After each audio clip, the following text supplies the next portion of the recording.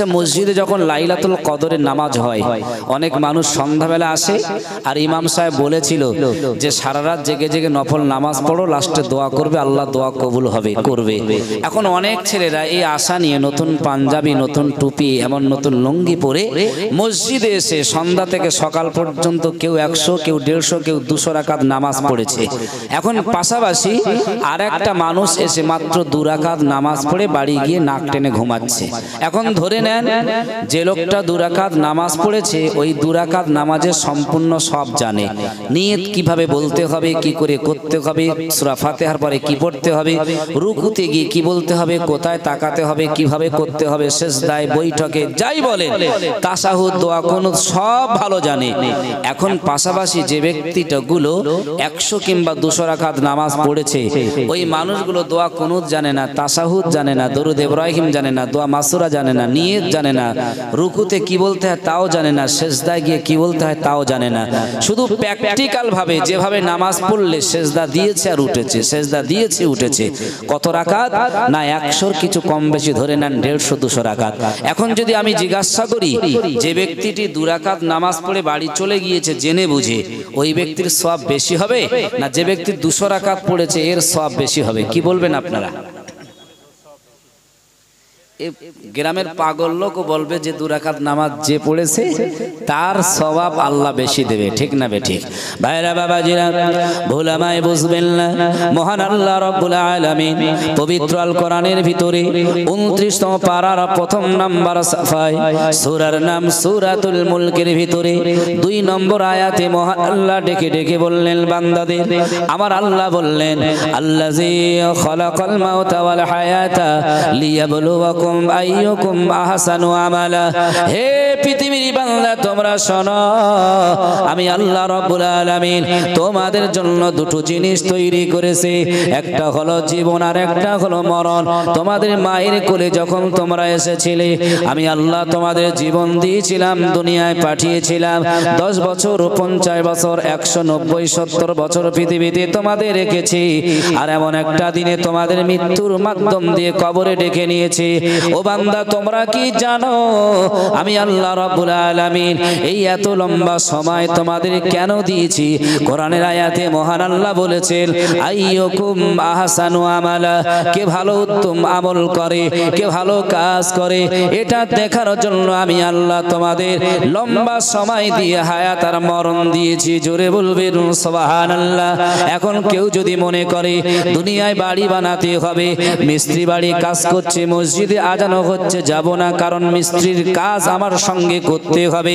কেউ বাগানে বেগুন তুলছিলেন, মূলো তুলছিলেন, মনে মনে করছে জোহরের আজানো হচ্ছে, এখন যাওয়া যাবে না, আগে বেগুন মূলো তুলে কমপ্লিট করতে হবে।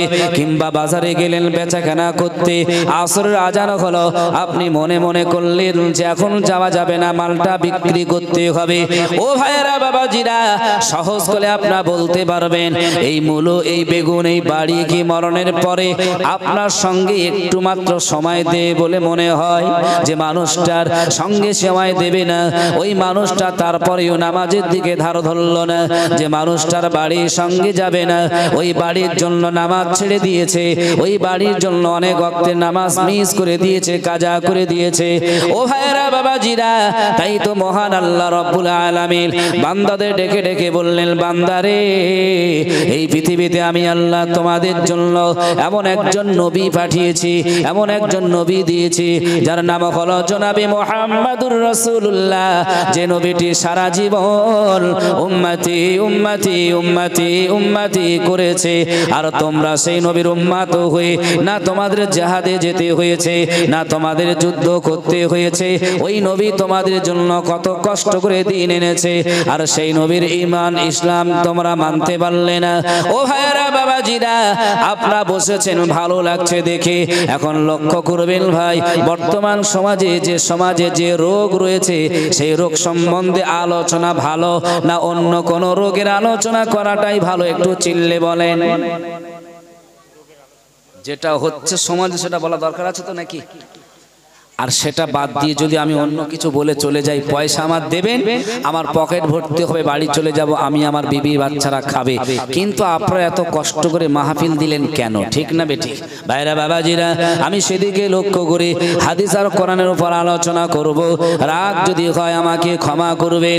আল্লাহর কসম, আমি প্রথম একটা হাদিস বলেছিলাম, আমার আপনার নবী, সোনার নবী আমার সহিহ হাদিসের ভিতরে বলেছে, ক্বালা সালাসাতুন, তিন ব্যক্তি জাহান্নামে যাবে। তার ভিতরে প্রথম নাম্বার ব্যক্তি হলো আল আলিমুল কাজ্জাব, মিথ্যাবাদী আলেম। ওই সমস্ত আলেমেরা যারা হাদিস পড়েছিল, কোরআন পড়েছিল, মানুষকে বললে মানুষ হেদায়েতের রাস্তা খুঁজে পেত, জান্নাতের রাস্তা খুঁজে পেত। না না না, ওই আলেমগুলো মানুষের কাছে বলল না, কারণ মানুষেরা বন্ধু ছুটে যাবে, শত্রু হয়ে যাবে, রাগ করবে। তাই ও ভাইরা বাবাজিরা, এই আলেমগুলো জানার পরে যদি মানুষকে না বলে, কিয়ামতের দিন মহান আল্লাহ রাব্বুল আলামিন আমাদের জন্য জাহান্নামের পোকা বানিয়ে দেবে। দ্বিতীয় নাম্বার হলো ওয়াল আমিরুল জাবির, অত্যাচারী শাসক বাদশা। এখন বর্তমান সমাজে দেখবেন যে ভুল করেছে, টাকার বলে, ঘুষের বলে ভুল করার পরেও নির্দোষ হয়ে যায়। ঠিক না বেঠিক? আবার অনেক নির্দোষ ব্যক্তি দেখবেন দোষী হয়ে যায়। এমন বিচার চলছে। রাসূল বলেছেন ওয়াল আমিরুল জাবির, এই রকম বিচারক শাসক সেদিন জাহান্নামে যাবে। ভাইরা বাবাজিরা, আমি লম্বা আলোচনা করব না, শুধু আপনাদের বোঝাতে চাইব আজকে আমার আলোচনা ট্রফিক আলোচনা হলো বিশ্বনবীর শান কতটা, মান কতটা, মর্যাদা কতটা। ওই নবী যেটা বলেছে, ওই নবীর সুন্নাত মানলে কি হবে, নবীর আইন মেনে চললে আমাদের কি হবে। ও ভাইরা বাবাজিরা, বুখারী শরীফের হাদিসের মধ্যে এসেছে, আমার আপনার নবী সোনায় নবী বললেন, ও সাহাবীরা তোমরা শুনে রেখে দাও, যেমন আমার দুটো আমল পাশাপাশি রয়েছে, কিয়ামতের দিন আমি আল্লাহর রাসূল ওই সকল উম্মতকে আমার পাশাপাশি কাছাকাছি নিয়ে দয়ার জান্নাতে যাব। সাহাবীরা বললেন, ও আল্লাহর নবী সেই সকল উম্মত কারা? নবী আমার বললেন, সাহাবীরা তোমরা শোনো, যারা আমি নবী আমার সুন্নাত মেনে চলেছিল, যারা আমি নবী আমার কথাগুলো মেনে চলেছিল, হাদিসের কথা, কোরআনের কথা মেনেছিল। আমি রাসূল বলছি, যেমন দুটো আমল পাশাপাশি রয়েছে, আমি রাসূলুল্লাহ ওই মানুষ দুটোকে নিয়ে আমার দয়ার আল্লাহর জান্নাতে যাব। জোরে বলেন সুবহানাল্লাহ। এখন সেই হাদিস আর কোরআন আমরা মেনে চলবো। কি করে চলতে হবে না শুনলে আমরা চলতে পারবো না। ঠিক না বেঠিক? শোনাবো আপনাদের সমাজ সল্লিখাদের আলোচনা নিয়ে, তারপরে নবীর শান কতটা, মান কতটা, মর্যাদা কতটা, তার উপর আমি ছোট্ট করে আলোচনা করব ইনশাআল্লাহ। ভাই লক্ষ্য করে দেখবেন, আমি প্রথমেই বলতে চাই, এই গোটা পৃথিবীর জমিনে মহান আল্লাহ একটা বস্তু বানিয়েছিলেন। সেই বস্তুটা কি আপনারা জানেন? সর্বপ্রথম যাকে তৈরি করেছিলেন কি বলতে পারেন একটু? সেটা হলো বিশ্বনবী সাল্লাল্লাহু আলাইহি ওয়াসাল্লামের নূরকে। এ ওয়াজে শোনেননি নাকি? এই নূরকে তৈরি করেন। আমি সংক্ষিপ্ত বলতে চাই, যখন নূরকে মহান আল্লাহ বানালেন, দ্বিতীয় নম্বরে বানিয়েছেন কলমকে, তৃতীয় নম্বরে বানিয়েছেন আসমানটাকে। ভাই আমাদের মাথার উপর একটা প্যান্ডেল তৈরি করা রয়েছে, দেখবেন অনেক খুঁটি। ঠিক না বেঠিক? এখন এই খুঁটিগুলো আপনারা সরিয়ে নেন, প্যান্ডেল থাকবে না, পড়ে যাবে। ভাইরা বাবাজিরা, কোরআনের 27 পারায় মহান আল্লাহ বলেছে, ওয়াস-সামা বানাইনাহা বিআইদি ওয়া ইন্না লামুসিউন, আমি আল্লাহ আসমান বানিয়েছি তোমাদের মাথার উপরে। ওই আসমানে কোনো খুঁটি নাই, কোনো দড়ি নাই, কোনো বাঁধন নাই, বিনা বাঁধনে বিনা খুঁটিতে আমি আল্লাহ আসমান বানিয়েছি।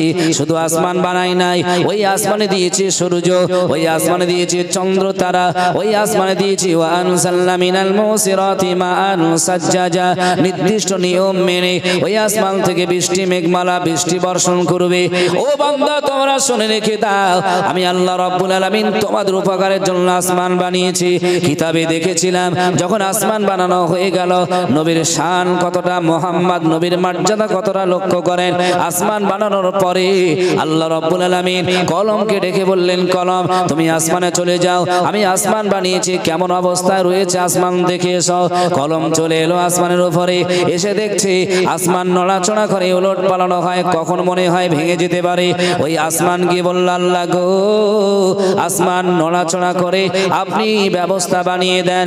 মহান আল্লাহ আল্লাহ বললেন কলম তুমি চলে যাও ওই আসমানের উপরে আমি আল্লাহ আমি মালিক স্রষ্টা সৃষ্টিকর্তা আমার নাম তুমি আসমানে লিখে দাও ওই আসমান যদি আমার নামের বিনিময়ে থেমে যায় মনে হয় থেমে যাবে আসমানের উপরে কলম চলে এলো লেখা শুরু করে দিল লা ইলাহা ইল্লাল্লাহ আল্লাহ ছাড়া কোনো মাবুদ নাই লা ইলাহা ইল্লাল্লাহ আল্লাহ ছাড়া কোনো স্রষ্টা নাই মাবুদ মালিক নাই লিখতে লিখতে লিখতে লিখতে গোটা আসমানে লেখা হয়ে গেল তারপরে আসমান নড়াচড়া বন্ধ হয় না ও ভাইরা বাবাজিরা কোন নবীর উম্মত আমি আপনি আপনারা লক্ষ্য করে দেখেন এইবারে কলম চলে গেল আল্লাহকে ডেকে বললেন আল্লাহ আপনার নাম লিখেছি আসমানে কিন্তু নড়াচড়া বন্ধ হয় না মহান আল্লাহ বললেন কলম রে তুমি চলে যাও যেখানে আমার নাম লিখেছো লা ইলাহা ইল্লাল্লাহ আল্লাহ ছাড়া কেউ নাই ওই নামের পাশেতে একটা নাম তুমি লিখে দাও সেটা হলো মিম হা মিম দাল মুহাম্মাদুর রাসূলুল্লাহ দেখো তো লিখে দিয়ে কি হয় ও ভাইরা বাবাজিরা তাফসীরে কিতাবে এসেছে যখন কলম চলে এলো যেখানে লেখা ছিল লা ইলাহা ইল্লাল্লাহ আল্লাহ ছাড়া কোনো মাবুদ নাই তার নামের পাশে লিখে দিল মুহাম্মাদুর রাসূলুল্লাহ কিতাব বলছে সঙ্গে সঙ্গে আসমান দাঁড়িয়ে আজও পর্যন্ত দাঁড়িয়ে রয়েছে একবার জোরে জোরে বলুন সুবহানাল্লাহ নবী তখনও আসেননি কিন্তু সেই নবীর এত শান মহান আল্লাহ দিয়েছেন সেই নবীর নামের বিনিময়ে আসমান থেমে গেল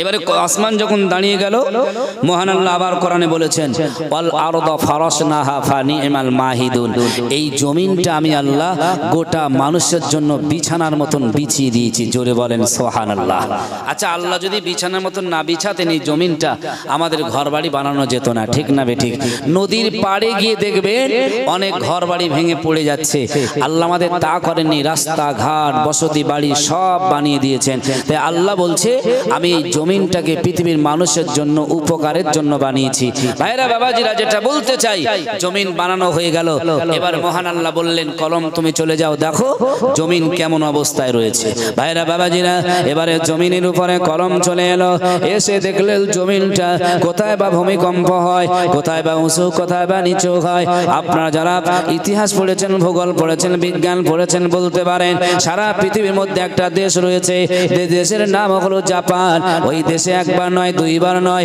24 ঘন্টার ভিতরে 20 বার ভূমিকম্প হয় ও ভাইরা বাবাজিরা কলম চলে এলো ওই আজ জমিনের উপরে এসে দেখলেন যে জমিন নড়াচড়া হয় ভূমিকম্পর মতন কোথায় বা উঁচু কোথায় বা নিচু হয়ে যায় আল্লাহর বান্দা যদি আল্লাহ তৈরি করেন ওই বান্দা বসতি বাড়ি বানাতে পারবে না গাড়ি ঘোড়া চড়তে পারবে না মহান আল্লাহর কাছে চলে গেল গিয়ে বলল আল্লাহ গো আপনি জমিন বানিয়েছেন কিন্তু জমিন নড়াচড়া খায় বন্ধ হয় না ওই সময় মহান আল্লাহ বললেন ওই জমিনের উপরে যাও আমি আল্লাহ আমার নাম তুমি লিখতে শুরু করে দাও ও ভাইরা বাবাজিরা কলম লিখতে শুরু করে দিয়েছে লা ইলাহা ইল্লাল্লাহ লা ইলাহা ইল্লাল্লাহ লিখতে লিখতে লিখতে লিখতে লিখতে লিখতে গোটা জমিনের উপরে লেখা হয়ে গেল তারপরেও জমিন নড়াচড়া বন্ধ হয় না কলম চলে গেল মহান আল্লাহর কাছে গিয়ে বলেন আল্লাহ আপনার নাম লিখেছি কিন্তু নড়াচড়া বন্ধ হয় না মহান আল্লাহ বললেন কলম তুমি চলে যাও ওই নামের পাশেতে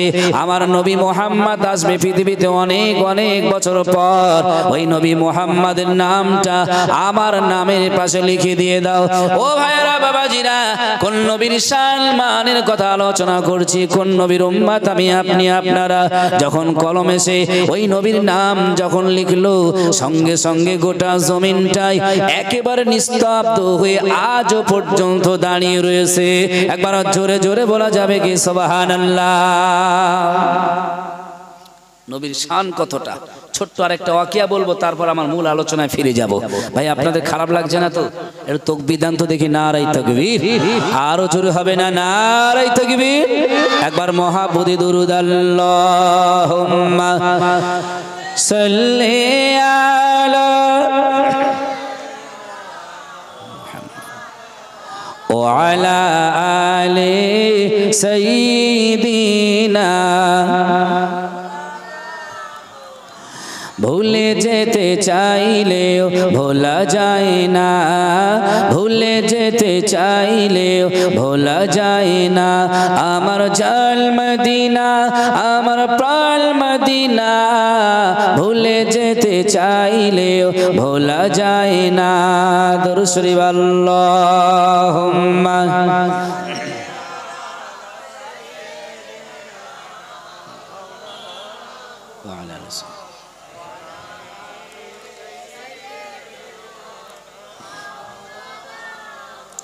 তাহলে আমার আপনার নবী জনাবে মুহাম্মদুর রাসূলুল্লাহ পড়ে নেন সাল্লাল্লাহু আলাইহি ওয়াসাল্লামের এত শান মহান আল্লাহ দিয়েছেন।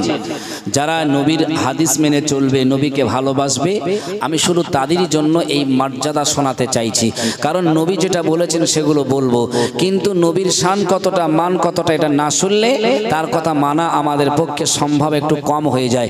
জানেন মহান আল্লাহ আসমানি কিতাব 4টে নাজিল করেছে, ঠিক বড় বড় বড় কিতাব। একটার নাম হলো তাওরাত, জবুর, ইনজিল, আল কোরআন।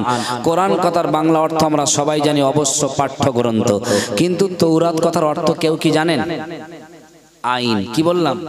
তাওরাত কথার অর্থ হলো আইন। এখন কেন আইন দিয়েছে?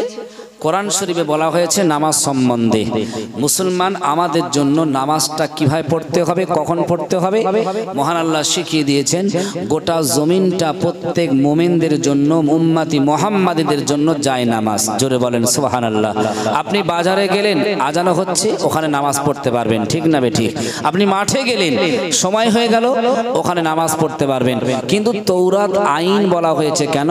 ওই তাওরাতের ভিতরে মহান আল্লাহ মুসা নবীর জন্য লিখে দিয়েছে যে তোমার কওমেরা আজান যখন হবে, তোমার কওমেরা নামাজের ডাক যখন হবে, তোমার কওমেরা যখন নামাজের কথা সময় যখন হবে, ওরা নামাজের স্থান ছাড়া অন্য কোনো জায়গায় পড়তে পারবে না। আচ্ছা, কঠিন নিয়ম না বলেন? যদি আমাদের জন্য ওই রকম নিয়ম দিত, একে তো নামাজ যা হচ্ছে বোঝা যাচ্ছে, তারপরে যদি ওই রকম নিয়ম দিত যে মসজিদ ছাড়ার কোথায় পড়া যাবে না, বেশি কাজা হতো না কম কাজা হতো? বেশি কাজা হতো। এখন নবী মুসা আলাইহিস সালামের ওই জন্য এই কিতাবটার নাম আইন করেছেন। এখন ওই কিতাবে বলা হয়েছে যারা মদ পান করবে, জেনা ব্যভিচার করবে, তারা যখন মারা যাবে গোসলও করানো যাবে না, দাফন করা হবে না, কাফন পরানো হবে না। যেমন মৃত্যু প্রাণী মারা গেলে গোভাগাড়ে ফেলে দেওয়া হয়, ঠিক তেমন ফেলে দেওয়া হবে। ও ভাইরা বাবাজিরা, ঠিক তাই হলো। মুসা নবীর সময় একজন মানুষ মারা গেছে, সে একটু জেনা ব্যভিচার বিভিন্ন গুনার কাজ করত। মানুষটা যখন মারা গেছে, কওমরা সবাই আসলো নবী মুসার কাছে, এসে বললেন, ও নবী মুসা, একজন মানুষ মারা গেছে, যে মানুষটা জেনা ব্যভিচার করত, তাহলে কি করব? ভাইরা বাবাজিরা, আল্লাহ নবী মুসা আলাইহিস সালাম সঙ্গে সঙ্গে বললেন, যাও, তাওরাতের লেখা রয়েছে যে মানুষটা জেনা করবে, ব্যভিচার করবে, মদ পান করবে, ওই মানুষটাকে গোসল করানো হবে না, দাফন করানো হবে না, ওই মানুষটাকে নিয়ে কোনো জায়গায় গোভাগাড়ে ফেলে দিয়ে দাও। ও ভাইরা বাবাজিরা, আল্লাহ নবী মুসা যখন বললেন, মহান আল্লাহ ডেকে বললেন, নবী মুসা রে, ওই সম্পত্তিটা তোমার নয়, ওটা বরং আমি আল্লাহকে সৃষ্টি করেছি, বানিয়েছি। এখন যাও যাও যাও, ওই মানুষটাকে ভালো করে গোসল করিয়ে কাফন পরিয়ে তারপরে দাফন করে দাও। আল্লাহ নবী মুসা অবাক হয়ে গেলেন, বললেন, আল্লাহ, আমার তাওরাতে আপনি বললেন যে মানুষটা মদ পান করবে, যে মানুষটা জেনা ব্যভিচার করবে, তার জন্য দাফন কাফন হবে না, আপনি কেমন করে বললেন? ওই সময় মহান আল্লাহ ডেকে বললেন, ও নবী মুসা রে, তুমি এর সঙ্গে কেন? আমি আল্লাহ বলেছি রাত্রেবেলা তোমার সঙ্গে আমার কথা হয়, আমি আল্লাহ ওই মানুষটা সম্বন্ধে বিস্তারিত কথা বলবো।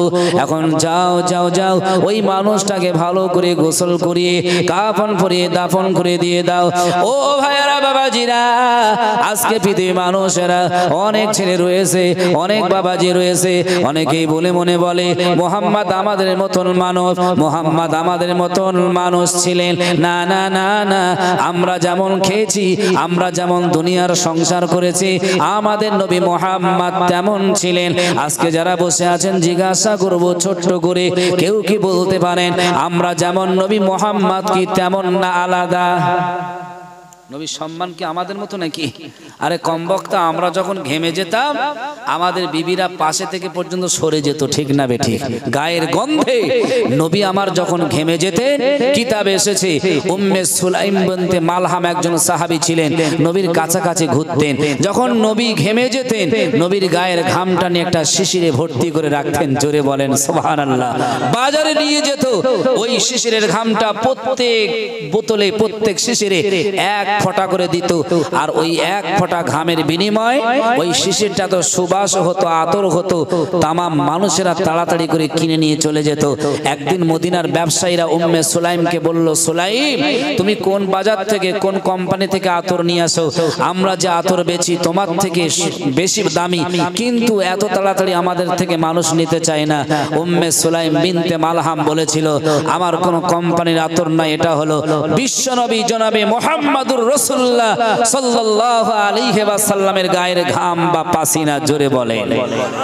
আর যে মানুষটার গায়ের ঘাম গন্ধে নিজের বিবি থাকে না পাশে, সে বলছে নবী আমরা যেমন নবীও তেমন। নাউজুবিল্লাহ।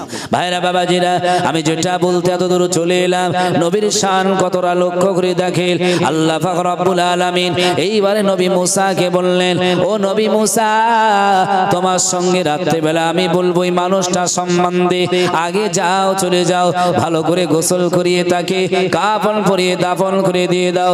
নবী মুসা আলাইহি ওয়াসাল্লাম ওই মানুষটাকে নিয়ে ভালো করে গোসল করালেন, কাফন পরালেন, দাফন করে দিলেন। রাত হয়ে গেল, এবারে মহান আল্লাহকে ডেকে বললেন, আল্লাহ আপনার সঙ্গে আমার কথা হয়, আপনি বলেন ওই মানুষটা সম্বন্ধে আপনি কেন এমন কথা বললেন?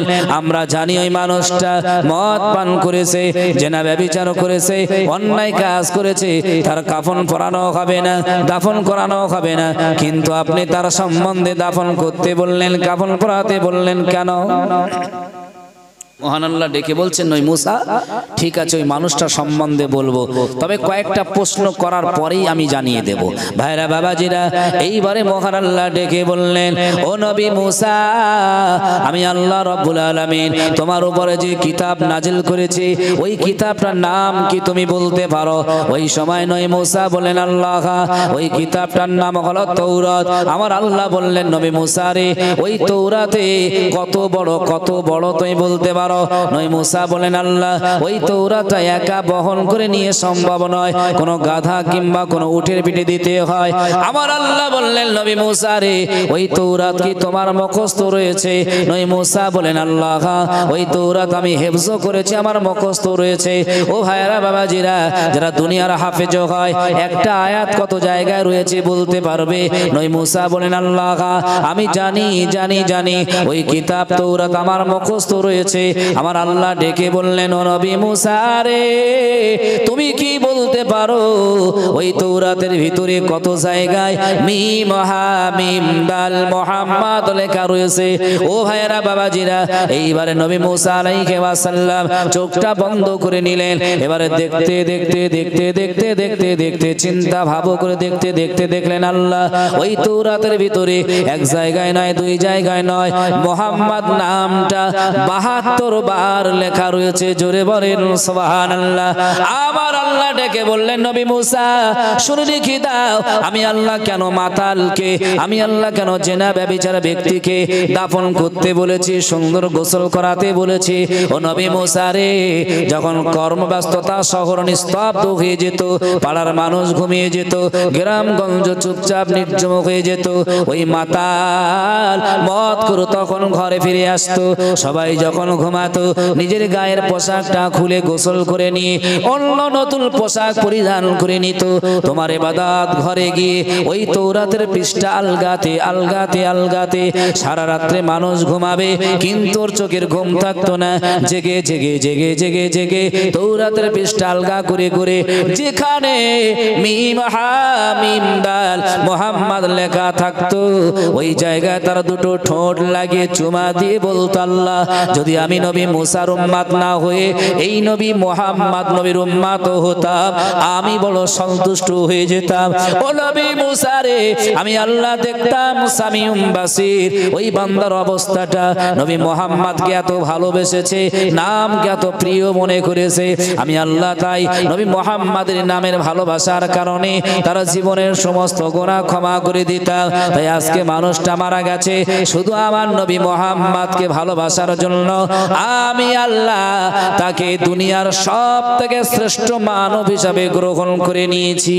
একবার জোরে জোরে বলেন সুবহানাল্লাহ। তাহলে নবীকে ভালোবাসার কারণে, নামকে ভালোবাসার কারণে এত যদি লাভবান হতে পারে, আল্লাহ নবীর হাদিস মেনে, আল্লাহ নবীর কথা মেনে যদি আমরা চলি, লাভবান হব না কি বলেন? হব তো নাকি? এবারে আমাদের শুনতে হবে নবীর হাদিসগুলো, নবী কি বলেছেন আর আমাদের কি করা দরকার। ভাইরা বাবাজিরা, আমি তাই আপনাদের কাছে কয়েকটি হাদিস রেখেছি। তার ভেতরে একটি হাদিস হলো আল্লাহ নবী বলেছেন ইজতানিবু সাবআল মুবিকাত। নবী আমার বললেন 7টা ধ্বংসকারী বস্তু থেকে তোমরা বেঁচে থাকবে। যদি এই 7টা ধ্বংসকারী বস্তু থেকে তোমরা বেঁচে থাকো, তোমাদের নামাজ কবুল হয়ে যাবে, তোমাদের রোজা কবুল হবে, তোমাদের যাকাত কবুল হয়ে যাবে। তোমরা যদি হজে যাও, এই 7টা কাজ যদি তোমাদের রয়ে যায়, তাহলে তোমাদের হজ পর্যন্ত কবুল হবে না। ও ভাইরা বাবাজিরা, আমাদের দোয়া অনেক সময় আল্লাহর দরবারে পৌঁছায়নি। লাইলাতুল কদরে, লাইলাতুল বারাতে অনেক দোয়া চেয়েছিলাম, কিন্তু দোয়া কবুল হয়নি। কারণ নবী আমার বলেছে 7টা কাজ যদি তোমরা করো, দোয়া কবুল হবে না। এখন কি আপনারা 7টা কাজ কি কি শুনতে চান? শুনতে চান নাকি? ভাইরা বাবাজিরা, নবী আমার বললেন প্রথম নাম্বার হলো আশিরকু বিল্লাহ। যদি আল্লাহর সঙ্গে শিরক করে নাও, তোমাদের দোয়া, তোমাদের চাওয়া, তোমাদের হজ, তোমাদের রোজা, তোমাদের নামাজ কবুল হবে না। কোরআনের 27 পারায় 2য় সাফায় প্রথম লাইনে মহান আল্লাহ বলেছে ওয়ালা তাজআলু মাআল্লাহি ইলাহান আখার। আমি তোমাদের মালিক, তোমাদের স্রষ্টা, তোমাদের রব। তোমরা আমি আল্লাহ আমার মেনে নাও।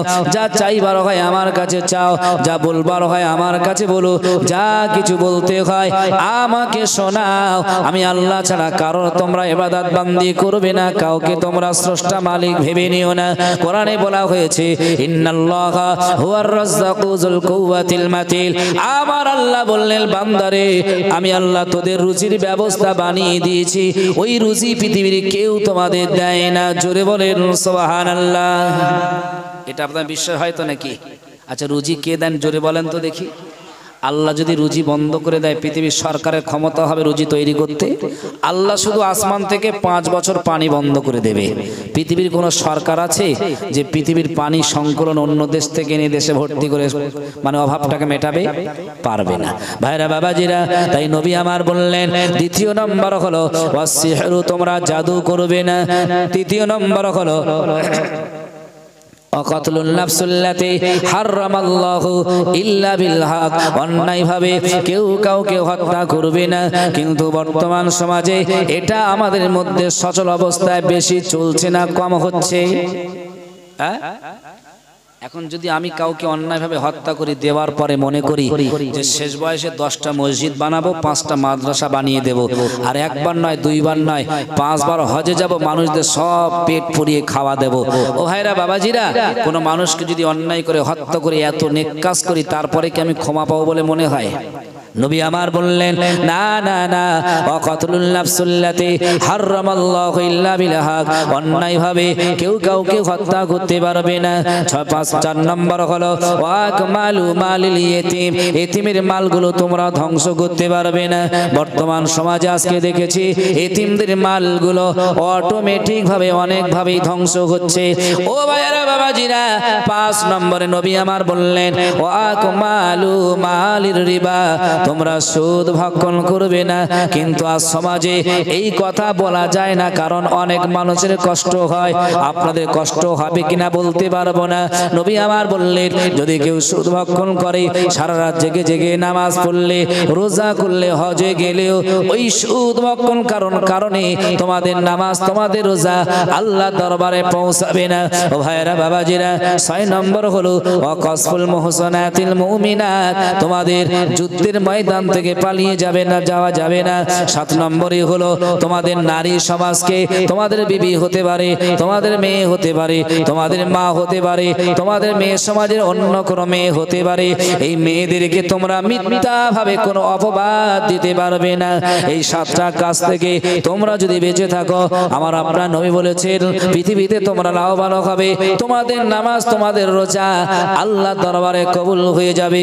ও ভাইরা বাবাজিরা, আমি একটি হাদিস বলেছিলাম, নবী আমার বলেছেন ক্বালা সালাসাতুন ক্বাদ হারামাল্লাহু আলাইহিমুল জান্নাহ, 3 ব্যক্তির জন্য মহান আল্লাহ জান্নাতকে হারাম করে দেবেন। ওই 3 ব্যক্তি কারা? নবী সাহাবীরা জিজ্ঞাসা করলেন ওমা কুলনা, তারা কারা? নবী আমার প্রথম নাম্বার বললেন মুদমিনুল খামর, যে ব্যক্তি প্রত্যেক দিন মদ পানে অভ্যস্ত হয়ে থাকে। আজকে জলসা দিয়েছেন, লক্ষ টাকা অন্তত খরচ, ঠিক না বেঠিক?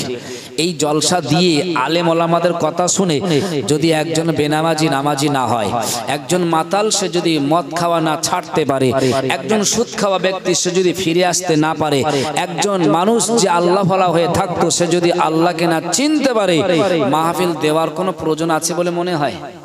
কথা বলেন একটু, কথার কোনো প্রয়োজন নেই।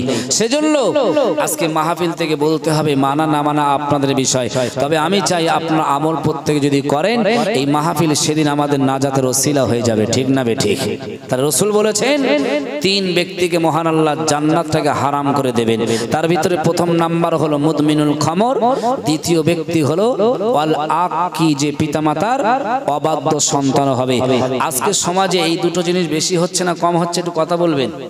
বেশি হচ্ছে পিতামাতার অবাধ্য সন্তান। কেউ যদি পিতামাতারকে কেউ যদি জিজ্ঞাসা করে তোমার সন্তান তোমার সঙ্গে কেমন ব্যবহার করে, বলবে আর বলো না, সন্তানের যা অবস্থা যা ব্যবস্থা আমার পিতার উপরে হচ্ছে এ কথা তুমি আর বলো না। অথচ ওই সন্তানকে দেখা যায় কোনো অনুষ্ঠান হলে আত্মীয় স্বজন থেকে নিয়ে সমস্ত মানুষের দাওয়াত করে, জিজ্ঞাসা করলাম তোমার আব্বা মা কোথায়, বলবে হুজুর আর বলেন না, বাপ মায়ের সঙ্গে 6 মাস কথা নেই। এরকম আছে না নেই? কথা বলেন ভাইরা বাবাজিরা। তাই নবী আমার বলেছেন ওয়াল আকি, যে পিতামাতার অবাধ্য সন্তান হবে ওই ছেলেটার জন্য জান্নাত হারাম করে দেওয়া হবে। বলতে গিয়ে ছোট্ট একটা ওয়াকিয়া মনে পড়েছে। আল্লাহ নবী দরবারে ইয়ামেন থেকে একটা যুবক এসে বলল, ও আল্লাহ নবী, আল্লাহর হাবিব, আমি ইয়ামেন থেকে হেঁটে হেঁটে হেঁটে হেঁটে মক্কা মদিনায় এসেছি। আমি আমার জনম দুঃখিনী মাকে কাঁধে করে নিয়ে উত্তপ্ত বালুর উপর দিয়ে হেঁটে হেঁটে হেঁটে হেঁটে মক্কায় পৌঁছে গিয়েছে। আল্লাহর নবী, আমি মক্কায় পৌঁছে গিয়ে সমস্ত হজের সমস্ত কাজ সমাধান করেছি, তবু আমার মাকে কাঁধে থেকে নামাই নাই, প্রয়োজন মতন আমি নামিয়েছি। তারপরে আমার জনম দুঃখিনী মাকে কাঁধে করে সাই করেছি, সমস্ত জায়গায় গিয়েছি। ও আল্লাহর নবী, অবশেষে জানতে চাইতে এসেছি আমার মাকে যে এত কষ্ট করে হজের সমস্ত কাজ করিয়ে দিয়েছি, এর বিনিময়ে কি আমার মায়ের হক যেটা ছিল আমি কি সেটা আদায় করতে পেরেছি? নবী আমার মুস্কি হেসে বললেন, যুবক শোনো, যদি তুমি তোমার পায়ের চামড়া থেকে ছাড়াতে ছাড়াতে গোটা মাথা পর্যন্ত চামড়া ছাড়িয়ে নাও, আর ওই চামড়া দিয়ে তোমার মায়ের পায়ের তলায় দুটো যদি জুতো বানিয়ে দাও, তারপরে আমি রাসূল বলছি মায়ের স্তন থেকে যে 2.5 বছর দুধ টেনে টেনে পান করেছো, সেই দুধের ঋণ তুমি শোধ করতে পারবে না। জোরে বলেন সুবহানাল্লাহ। মা বাপের কত সম্মান। আজকে কি আমরা অনেক ছেলে সেই মা বাপকে ঠিক মতন সম্মান দিতে পারিনি, ঠিক না বেঠিক? আরে যে বাপ মা কত কষ্ট করে লালন পালন করেছে, সেই বাপ মা আজকে অনেক ছেলের কাছে ঔষধ কিনবে 500 টাকার প্রয়োজন ভিখারির মতন বারবার চাইতে হয়। ঠিক বললাম না ভুল বললাম? এটা স্বাভাবিক চলছে ভাইরা বাবাজিরা। তাই নবী আমার বলেছে ক্বালা সালাসাতুল ক্বাদ হারামাল্লাহু আলাইহিমুল জান্নাহ, 3 ব্যক্তির জন্য মহান আল্লাহ জান্নাতকে হারাম করে দিয়েছেন, দেবেন। ওই 2 ব্যক্তির ভিতরে দ্বিতীয় ব্যক্তি হলো আল আকি, যে পিতামাতার অবাধ্য সন্তান হবে। ও ভাইরা বাবাজিরা, এবারে তৃতীয় নম্বর হলো ওয়াদায়ুস, যে দায়ুস হয়ে যাবে। নবী আমার বললেন আমি যখন মিরাজে গিয়েছিলাম জান্নাতের গেটে লেখা ছিল আদ-দায়ুস লা ইয়াদখিলুল জান্নাহ, দায়ুস কখনো জান্নাতে প্রবেশ করবে না। ও ভাইরা বাবাজিরা, জানি না আপনাদের কষ্ট হচ্ছে কিনা, কিন্তু বর্তমান সমাজে এই রকম কাজ যদি হয় আর আপনারা যত ইবাদত বান্দি করেন না কেন, এই কাজ যদি পরিবর্তন না করেন, কিয়ামতের দিন হাসরের ময়দানে ওই ইবাদত বান্দিগুলো এই কাজ সেদিন চাপা দিয়ে এই কাজ সেদিন ফুটে দাঁড়িয়ে বলবে, আল্লাহ আমি হলাম এই বান্দার বদ আমল, আল্লাহ এই বান্দাটাকে জাহান্নামের দিকে পাঠিয়ে দাও। কারণ নবী বলেছিলেন, তাই সেই দিনে কিন্তু আমাদের আমলগুলো জাহান্নামের দিকে নিয়ে যাবে। এখন আমি বলতে চাই দায়ুস কাকে বলে, সংক্ষিপ্ত আলোচনা শুনে রেখে দেন। ও ভাইয়েরা বাবাজিরা, নবী আমার বললেন যে সমাজে চারটি নারীকে পর্দায় না রাখতে পারবে, ওই ছেলেটা, ওই যুবকটা, ওই মানুষটার নাম হবে দায়ুস। চারটে নারী কারা? একটা হলো মা, একটা হলো বিবি, একটা হলো মেয়ে, আর একটা হলো বোন। এই চারটে নারী আমাদের পর্দা আছে কিনা একটু ভালো করে লক্ষ্য করবেন। সমাজে এই চারটে নারীকে যদি পর্দায় না রাখেন, আপনি মসজিদে যদি প্রতি ওয়াক্তে নামাজ, এমনকি তাহাজ্জুদের নামাজও পড়েন, কপাল কালো হয়ে যাবে। চারটে নারী সেদিন আপনাকে ডেকে ডেকে তাহাজ্জুদ পড়ার পরেও, হজ করার পরেও আপনাকে ডেকে নিয়ে ওই নারীগুলো দাবিয়ে দাবিয়ে জাহান্নাম পর্যন্ত নিয়ে যাবে। ঠিক না বে ঠিক? তাই নবী আমার বলছেন, দায়ুস, দায়ুস কোনোদিন জান্নাতে প্রবেশ করবে না। দায়ুস থেকে আমাদের বাঁচতে হবে। ঠিক না বে ঠিক? ভাইরা বাবাজিরা, আমি যেটা বলেছি, আল্লাহ নবী সাল্লাল্লাহু আলাইহি ওয়াসাল্লাম বলেছেন, ও পৃথিবীর মানুষ তোমরা শুনে রেখে দাও, নারী সমাজেরা যখন জাহান্নাম জান্নাতের ভাগাভাগি হয়ে যাবে, বিচার হয়ে যাবে, অনেক নারীরা জাহান্নামের সামনে দাঁড়িয়ে বলবে, আল্লাহ আমি জাহান্নামে যেতে চাই না, আমার আব্বা দুনিয়া ছিল, তাকে ডেকে দিয়ে দাও, তাকে দাবি দাবি তোমার জাহান্নামে যাব। ও ভাইরা বাবাজিরা, ওই সময় মহান আল্লাহ ডেকে বলবেন কেন? ওই সময় নারী বলবে, আল্লাহ আমার আব্বা আমাকে জন্ম দিয়েছে, কিন্তু নবী বলেছেন হাদিস শরীফে তিনটি কাজ সন্তানের জন্য পিতামাতার দায়িত্ব রয়েছে। ওই তিনটি কাজের মধ্যে বলতে হবে, মান উলিদা লাহু ওয়ালাদুন ফালিহুসিন ইসমুহু ওয়া আদাবাহু। আল্লাহ নবী বললেন, যখন কোনো সন্তান জন্ম হয়, পিতামাতার কর্তব্য হলো ওই সন্তানটাকে, পিতামাতার জন্য তিনটে হক রয়েছে। কটা হকের কথা বললাম? তিনটে হক। প্রথম নাম্বার হক হলো ওই সন্তানটাকে ভালো একটা নাম রাখতে হবে। দ্বিতীয় হক হলো ওয়া আদাবাহু, তার আদব কায়দা শিক্ষা দিতে হবে। তৃতীয় নম্বর হলো ফাইন বালাগা ফালিউজাউবিজুহু, যখন ওই ছেলে মেয়ে প্রাপ্ত বয়স হয়ে যায়, ভালো একটা ছেলে মেয়ে দেখে বিবাহর ব্যবস্থা করতে হবে। এই তিনটে দায়িত্ব যদি পালন না করে, এই পিতামাতা কিন্তু সেদিন ধরা পড়তে হবে। ওই সময় মেয়ে বলবে, আল্লাহ আমার এই আব্বাটা আমার ঈদের দিনে এমন জামা কিনে দিয়েছিল, যে জামা পরে আমি দুনিয়ায় ঘুরেছিলাম, কিন্তু অনেক অন্যায় পথ করেছি আর অনেক গোনা আমি জড়িয়ে নিয়েছিলাম, একটাই মাত্র কারণ ছিল আমার আব্বা আমাকে এই সুযোগ দিয়েছিল। ও ভাই, আজকে বলেন তো এরকম সমাজে সুযোগ হচ্ছে না হয় না? আর ঈদের দিনে মেয়ে বলছে আব্বা একটা জামা দাও, আর বাবা জামা দিল মেয়ের পছন্দ মতন, যে জামায় হাতাও নাই, যে জামায় পিঠের অনেক অংশ খালি, দাপনা পর্যন্ত জামা, এই রকম জামা কিনে যদি মেয়েদের দেওয়া হয়, আর মেয়েরা যদি সমাজে চলাফেরা করে, ওই বাপ যদি হজ পর্যন্ত ঘুরে আসে, মেয়ের এই গোনাগুলো বাপ মায়ের কপালে চলে আসবে, কেউ রক্ষা করতে পারবে না। অতএব সমাজে 24 ঘন্টা যদি ওয়াজ হয় আর সারা বছর যদি ওয়াজ শোনেন, যদি এই কাজগুলো পরিবর্তন না করেন, লাভ হবে না লস হয়ে যাবে? কথা বলেন একটু, নাকি আপনাদের অসুবিধা হচ্ছে? একটু তাকবীর দান থেকে বুঝি তাহলে। নারায়ে তাকবীর, একটু সবাই মিলে বলেন নারায়ে তাকবীর। তাহলে আমাদের সমাজে হাদিস কোরআন অনুযায়ী যদি না শোনেন, যদি আপনারা বলেন ঘটনা বলতে পারবো, অনেক ঘটনা জানি, কিন্তু কি জানেন, ঘটনা বললে আপনাদের লাভ হবে না। ঠিক না বে ঠিক? আর যদি সমাজের কথা একটু বলা হয়, আপনাদের লাভ হয়ে যাবে। ভাইরা বাবাজিরা, লক্ষ্য করে দেখেন, এবারে ওই মেয়েটা স্বামীকে ডাকবে, স্বামীকে দেওয়া হবে, বড় ভাইকে ডাকবে, দেওয়া হবে, ছেলেকে ডাকবে, দেওয়া হবে। ওই নারীটা, একটা নারী 4 জন পুরুষকে দাবিয়ে দাবিয়ে জাহান্নামে যাবে। ও ভাইরা বাবাজিরা, তাই নবী আমার বললেন, ওই সমস্ত দায়ুস গুলো যারা জাহান্নামে চলে যাবে, জান্নাতে যেতে পারবে না। আজকে নবী আমার বললেন, ও সাহাবীরা তোমরা শুনে রেখে দাও, আইয়ুল আমালি আহাব্বু ইলাল্লাহি তাআলা, আল্লাহর নিকট সবথেকে প্রিয় পছন্দনীয় আমল হলো 3টি। আপনারা সেই 3টি আমল জানেন নাকি? পছন্দনীয় আমল আমরা অনেকে আমল করি বিভিন্ন কায়দায়। নবী বলছেন আল্লাহর নিকট সব থেকে পছন্দনীয় আমল হলো তিনটি। সাহাবীরা বললেন ওমা হুন্না, সেগুলো কি কি? নবী বললেন প্রথম নাম্বার হলো ক্বালা আস-সালাতু লিওয়াক্তিহা, সময় মতো নামাজ আদায় করা। জোরে বলেন সুবহানাল্লাহ। আচ্ছা, আপনাদের মসজিদ সামনে, সত্যি কথা বলবেন, ফজরের আজান হলে কতজন মসজিদ আসে? এর কথা বলেন বাবু। যাক 35-40 জন। আচ্ছা, সত্যি কথা কি এই 35-40 জন কি নামাজি এই গ্রামে আছে না বেশি আছে? নবী আমার বললেন মুরু আওলাদুকুম বিসসালাতি ওয়া হুম আবনাউ সাবঈ সিনিনা।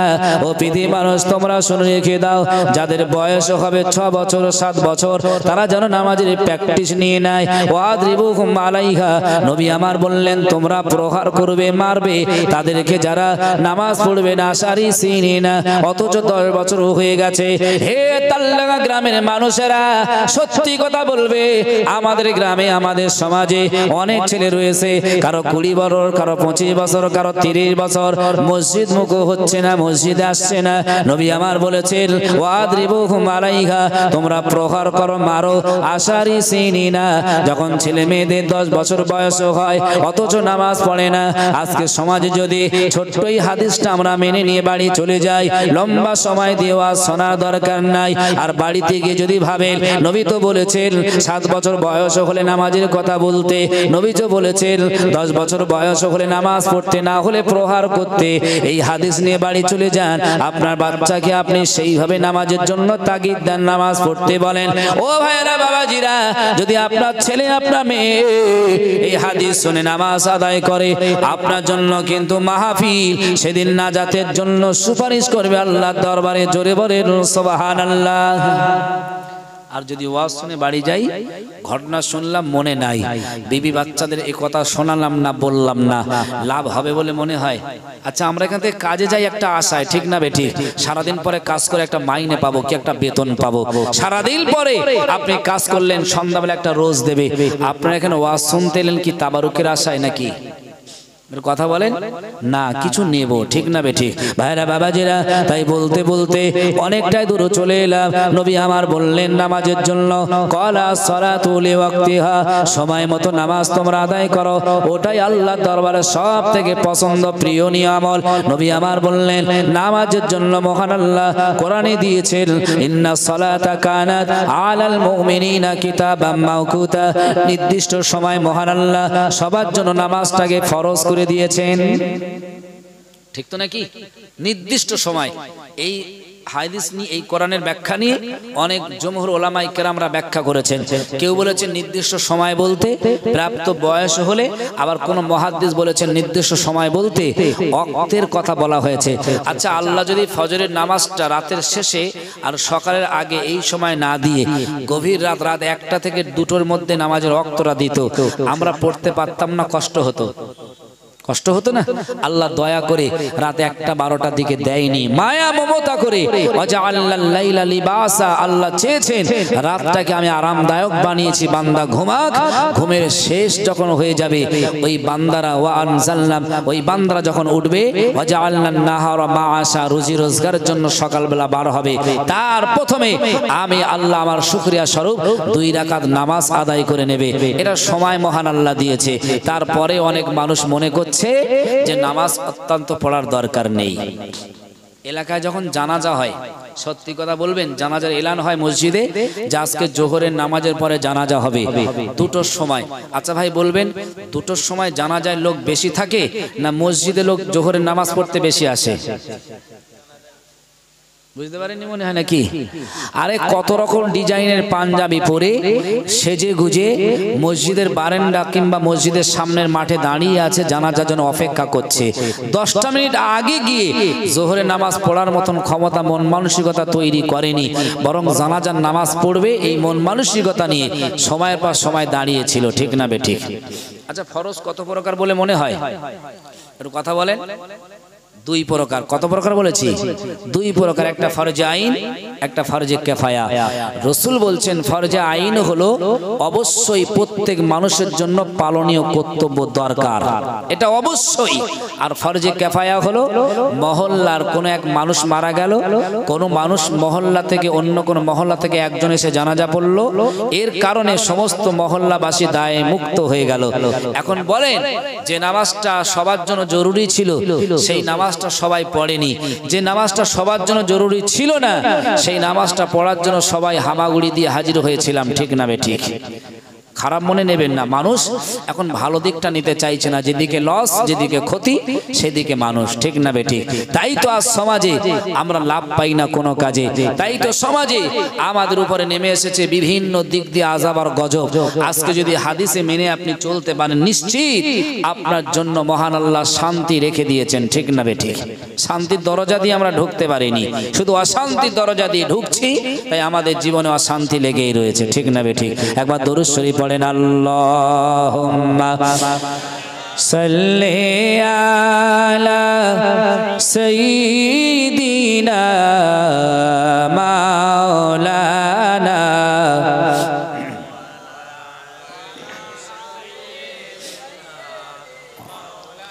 মাশাআল্লাহ। ভালো লাগছে, একটু জোরে জোরে পড়লে ভালো লাগে। জানেন রমল কাকে বলে? নবী আমার একদিন সাহাবীদের নিয়ে কাবা তোয়াফ করছিলেন, সাহাবীরা ধীরে মেজাজে তোয়াফ করছে, কাফেররা বললে এই দেখো মুহাম্মদ আর লোকদের তাদের রোগ হয়েছে, জোরে জোরে কাবা তোয়াফ করতে পারছে না।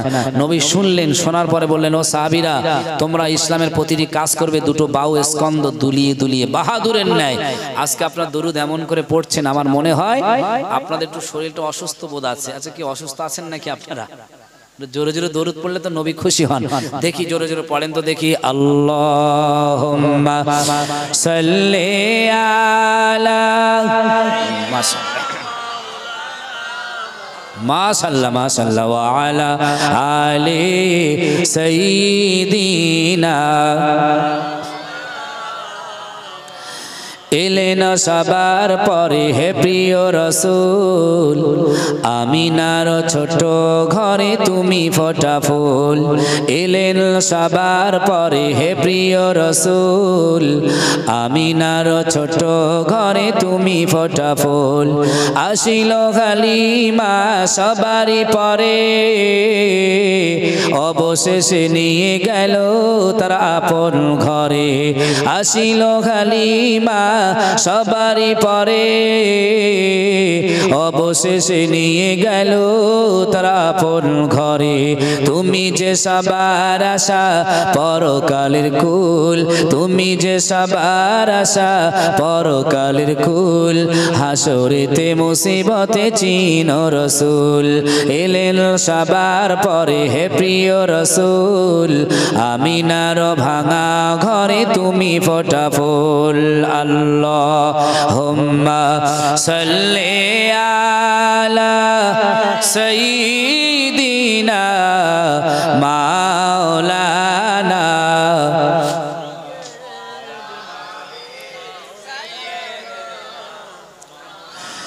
তোমারি গুণগান সারা দুনিয়ায়, মাতোয়ারা হলাম তোমারি ছোঁয়ায়। তোমারি গুণগান সারা দুনিয়ায়, মাতোয়ারা হলাম তোমারি ছোঁয়ায়। সেই দিনে নিয় চিনে পাই যেন কুল, সেই দিনে নিয় চিনে পাই যেন কুল। আমিনার ছোট ঘরে তুমি ফোটা ফুল, আমিনার ভাঙা ঘরে তুমি ফোটা ফুল। এলেন সবার পরে হে প্রিয় রাসূল, আমিনার ছোট ঘরে তুমি ফোটা ফুল। আল্লাহুম্মা সাল্লি আলা।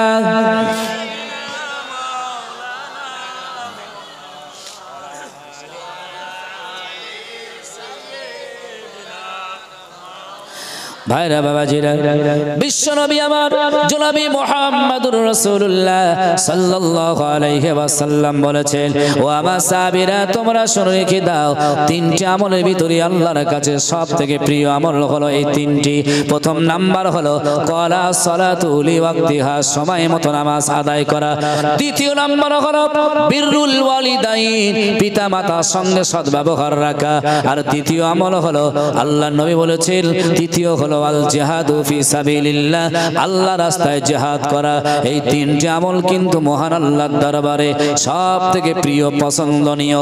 আর তার ভিতরে প্রথম হলো কলা সালাতু লিওয়াক্তিহা, সময় মতো নামাজ আদায় করা। আমরা অনেকে জিজ্ঞাসা করলে বলি, ভাই তোমার নাম কি? বলবে আব্দুর রহমান। তোমার আব্বার নাম কি? বলবে আব্দুর রহিম। এখন আমরা যদি জিজ্ঞাসা করি, যদি আপনাদেরকে বলি ভাই এর মধ্যে মুসলমান কারা, আপনারা সবাই বললেন আমরা, ঠিক না বেঠিক? বলবেন না বলবেন না? এখন আমি যদি বলি নবী যাদের মুসলমান বলেছে তারাই মুসলমান, আর আমরা জোর করে কাউকে মুসলমান বললে তারা মুসলমান হবে না, এটা আমরা মেনে নেবেন তো নাকি? ভাইরা বাবাজিরা, বিশ্ব নবী আমার বসে আছেন, সাহাবীরা জিজ্ঞাসা করলেন, ও আল্লাহ নবী, আল্লাহর হাবিব, আপনি শুনিয়ে দেন, জানিয়ে দেন কাকে আমরা মুসলমান বলে চিনব? নবী আমার বললেন, শোনো, মান সাল্লা সালাতানা, যে আমাদের মতন নামাজ পড়বে, ওয়াস্তাকবালা কিবলাতানা, যে আমাদের কাবাকে কিবলা মনে করে দিনে 5 বার সিজদা দেবে, ওয়া কালা জাবিহাতানা, যে আমাদের জবাইকৃত পশুর গোশত ভক্ষণ করবে, ফাযালিকাল মুসলিম, তোমরা তাদের মুসলমান বলেছেন। জোরে বলেন সুবহানাল্লাহ। কিন্তু সমাজের বুকে দেখেছি আল্লাহর নবীর এই হাদিস অনুযায়ী অনেক মানুষ নামাজ পড়ে না, কাবাকে কিবলা মনে করে দিনে 5 বার সিজদা দেয় না। শুধুমাত্র একটা কাজ যেটা মুসলমানের মধ্যে পাওয়া যায়, গোশত খাওয়া ছাড়া আর অন্য কিছু নয়, ঠিক না বেঠিক? নবী বললেন ঠিক আছে, নামাজ পড়তে হবে আমাদের মতন, কাবাকে কিবলা মনে করতে হবে, 5 বার সিজদা দিতে হবে, আর ওয়া আকালা জাবিহাতানা, আমাদের জবাইকৃত পশুর গোশত খেতে হবে, তাহলে তোমরা মুসলমান হতে পারবে। এখন আমরা নামাজ পড়বো না, কাবাকে কিবলা মনে করে 5 বার সিজদা দেব না, শুধু গোশত খাবে প্রত্যেকদিন বেমালুম, তাহলে মুসলমান বলে চেনা যাবে বলে মনে হয়? এখন আমি যদি দক্ষিণ 24 পরগনার ক্যানিং থেকে দুটো ছেলে আপনাদের এখানে আনি, দুটো ছেলের বয়স 30 বছর করে, এখন এই দুটো ছেলের ভিতরে একজন হিন্দু আর একজন মুসলমান, আমি আপনাদের বলবো না যে কে হিন্দু কে মুসলমান। এখন স্টেজের দুই দিকে যদি দাঁড় করে দিই, আপনারা কি চিনতে পারবেন যে এটা মুসলমান এটা হিন্দু? ভাইরা বাবাজিরা, বিশ্ব নবী আমার বলেছেন, এই ছেলেটার যদি তাকান, নবী আমার বলছেন এর দুটো চোখ রয়েছে, এই ছেলেটার পানে তাকালে এরও দুটো চোখ রয়েছে, এর দুটো হাত রয়েছে, এরও দুটো হাত রয়েছে, এর যেখানে যেমন অঙ্গ প্রত্যঙ্গ এরও তেমন সেখানে অঙ্গ প্রত্যঙ্গ। বিশ্ব নবী আমার বললেন, হিন্দু ছেলে যে রয়েছে তার রক্ত মাংসটা চামড়া দিয়ে ঘেরা রয়েছে, মুসলমান যে ছেলেটা রয়েছে তারও চামড়াটা রক্ত মাংসটা চামড়া দিয়ে ঘেরা রয়েছে। এবার আপনারা বলুন তো দেখি, মুসলমান কি চেনা সহজ হবে বলে মনে হয়? কোনোদিন নয়, ঠিক না ঠিক? এখন আপনি ভাবছেন তাহলে রক্ত দেখে বুঝতে হবে কে হিন্দু। এখন আপনি রক্ত বার করলেন, রক্ত হিন্দু ভাইয়ের রক্ত লাল হবে না নীল হবে? লাল। এখন মুসলমান ভাইয়ের রক্তটাও লাল, তারপরেও চিনবেন কি করে? চেনা সম্ভব না। নবী বলছেন শুনবে কি করে তোমরা চিনবে, শুনে রেখে দাও। নবী বললেন, বাইনাল আবদি ওয়া বাইনাল কুফরি তারকুস সালাত, যে ব্যক্তি আজান হলো সঙ্গে সঙ্গে নামাজে চলে গেল, তোমরা জেনে নিও অটোমেটিক ভাবে সেই ব্যক্তি মুসলমান। জোরে বলেন সুবহানাল্লাহ। আচ্ছা, আজান হয় ফজরে, জোহরে, আসরে, মাগরিবে, এমন অনেক ছেলে রয়েছে মসজিদে যাই বলে মনে হয়, কথা বলেন, তাহলে তার নামটা কি মুসলমান বলে ডাকতে পারবো বলে মনে হয়? নবী বলছেন। কিন্তু যদি এই কথা বলা হয়, বলবে হুজুর আবার কি বলে, আমরা মুসলমান, বাপ মুসলমান, গ্রামের নাম মুসলমান, এলাকা, তারপরে আমাদের মুসলমান বলছেন আমার কথা নয়, আমার বাপ দাদার কথা নয়। নবী বলছে কেউ যদি নামাজ না পড়ে তাকে মুসলমান বলে নাও তোমরা চিনতে পারো। চিন্তা করেছেন নাকি? তারপরে অনেক মানুষ রয়েছে, রাগ করবেন না, লাইলাতুল বরাতের নামাজ হয়ে গেল, ইমাম সাহেব দোয়া করবে, প্রতি কবরস্থানে গিয়ে জিয়ারাত হয় তো নাকি? এখন জিয়ারাত করতে যাচ্ছে, ওরে বাবা, ফেরেশতার মতন সাজ নিয়ে অনেক মানুষ লাইনের পর লাইন দিয়ে নারায়ে তাকবীর, শবে বরাত জিন্দাবাদ দোয়ায় সব শামিল হয়েছে, ঠিক না বেঠিক? আচ্ছা, এই দোয়ার থেকে, শবে বরাতের দোয়ার থেকে ওর 5 ওয়াক্ত নামাজের দাম বেশি ছিল না কম ছিল? হ্যাঁ, তাহলে মুসলমান লাভ কোন দিকে খুঁজতেছে না, লস যেদিকে সেদিকে, ঠিক না বে ঠিক। লাইলাতুল বরাতে জিয়ারাত করেছে, কিন্তু লাইলাতুল বরাতের ওই দিনে ফজরের নামাজ পড়তে পারিনি, জোহরে পড়তে পারিনি, আসরেও পড়িনি, মাগরিব এসে কোন রকমে শামিল দিয়েছি ইমাম সাহেবের পিছনে, তারপরে দোয়ার জন্য শুধু শরীক হয়েছে, ঠিক না বে ঠিক। ভাইরা বাবাজিরা রাগ করবেন না ভাই, বলতে বলতে আমি অনেকটা দূর চলে এলাম। সমাজের বুকে যদি আল্লাহ নবীর কথা না মেনে চলেন, সুন্নাত না মেনে চলেন, জীবনে কোনোদিন লাভবান হতে পারবেন না। যাই করেন না কেন, আপনি আপনার জীবনে লাভবান হতে গেলে বিশ্ব নবীর সুন্নাতটাকে আপনি মেনে নিতে হবে, বিশ্ব নবীর ওই আদর্শ আখলাকগুলো আমাদের মধ্যে আনতে হবে। বলতে গিয়ে মনে পড়েছে, আল্লাহ নবীর সুন্নাতটা আমাদের মধ্যে আনবেন কি করে? কি করে আনবেন? এখন যদি সুন্নাত সম্বন্ধে না বুঝতে পারি, আমরা কি সেটা মানতে বড় সহজ লাগবে বলে মনে হয় নাকি? সহজ লাগবে না। এখন আমি যদি জিজ্ঞাসা করি, ভাই এই জলসাটা হচ্ছে কত বছর, কত বছর হচ্ছে এই জলসাটা এখানে? 41। মাশাআল্লাহ, আল্লাহ আরো কবুল করলি। 41 বছর জলসা হচ্ছে, ঠিক না বে ঠিক। এখন কম বেশি আপনারা ওয়াজ শুনেছেন, কেউ 10 বছর, কেউ 20 বছর, কেউ 15 বছর, কেউ 7 বছর ওয়াজ শুনছেন, এছাড়া আরো ওয়াজ শোনেন, ঠিক না বে ঠিক। এখন যদি আমি জিজ্ঞাসা করি সুন্নাত কথার অর্থ কি, আপনারা কি বলবেন? হ্যাঁ, জানেন না নাকি? বলবে আমি অনেক ওয়াজ জানি, অনেক ওয়াজ শুনেছি। সুন্নাত কথার অর্থ আবার কি? শুনে রেখে দেন, সুন্নাত কথার অর্থ হলো নিয়ম। কি বলেছি? নিয়ম। এখন যদি আমি জিজ্ঞাসা করি, নবী বলছে যে দুটো আমল পাশাপাশি রয়েছে, তোমরা দেখছো, আমি কিয়ামতের দিন আমার ওই সকল উম্মাতকে পাশাপাশি নিয়ে জান্নাতে যাব যারা আমার সুন্নাতটাকে পাবন্দি সহকারে মেনে চলেছিল। এখন আপনি বলেন, সুন্নাতের ভিতরে অনেক রকম সুন্নাত রয়েছে। এখন সুন্নাত যদি আমরা ভালো করে বুঝে নেই, ভালো করে শিখে নেই, আর সেই অনুপাতে চলি, নবীর সঙ্গে আমাদের জান্নাত হবে, ভালো না খারাপ? তাহলে সহজ কিছু সুন্নাত আমরা একটু আলোচনা করব না করব না? এখন আপনারা বলেন তো দেখি, পানি খাওয়ার মধ্যে সুন্নাত রয়েছে কটা? বলেন একটু বাবু, কেউ জানেন না নাকি? হায় রে হায়, পানি খাওয়ার মধ্যে সুন্নাত হলো 6টা। কটা বলেছি? ভাইরা বাবাজিরা, আমি তাফসীরের আলোচনা করেছি, লক্ষ্য করে দেখেন, কোন ডাক্তারকে যদি আপনি জিজ্ঞাসা করেন, নার্সিং হোমে যদি আপনি যান, হসপিটালে যদি আপনি যান, জিজ্ঞাসা করেন, ও নার্সিং হোমের কর্তা বলুন বলুন, আল্লাহ রাব্বুল আলামিন এই পৃথিবীতে কত রোগ পাঠিয়ে দিয়েছে? নার্সিং হোমের ডাক্তার বলবে জানি না, এমবিবিএস ডাক্তার বলবে জানি না, কোন মাস্টার বলবে জানি না, জ্ঞানী গুণীরা বলবে জানি না। ও ভাইরা বাবাজিরা, যদি কোরআন বলে এতটা রোগ রয়েছে, আপনারা মানবেন না? মানবেন না? কোরআনে বলা হয়েছে, আমার আল্লাহ বলছে, বান্দারে গোটা বিশ্বের জমিনে আমি আল্লাহ রাব্বুল আলামিন 10,000 কিছু বেশি রোগ আমি আল্লাহ দিয়েছি। এখন ধরে নেন 10,000 রোগ রয়েছে। ও ভাইরা বাবাজিরা, বিশ্ব নবী আমার জানিয়েছে, যে ব্যক্তিটা আমার সুন্নাত মেনে নেবে, যে ব্যক্তিরা সুন্নাত মোতাবেক জীবন গড়বে, যে ব্যক্তিরা কোরআন মেনে চলবে, যে ব্যক্তিটা আমার হাদিস মেনে চলবে, আমি নবী বলছি, মহান আল্লাহ রাব্বুল আলামিন ওই 10,000 রোগের মধ্যে 8,000 রোগ থেকে তাকে বাঁচিয়ে রেখে দেবেন। জোরে বলেন সুবহানাল্লাহ। এখন সুন্নাত মানি না, শুধু বলি হুজুর তাবিজ দেন, কপালে বাঁধি, আমার রোগ হয়েছে। ও ভাইরা বাবাজিরা, সুন্নাত না মেনে চললে শুধু কোরআন শরীফের তাবিজ নয়, গোটা কোরআন শরীফ আপনি বুকে জ্বলিয়ে চলবেন, তারপরে আপনি লাভবান হতে পারবেন না।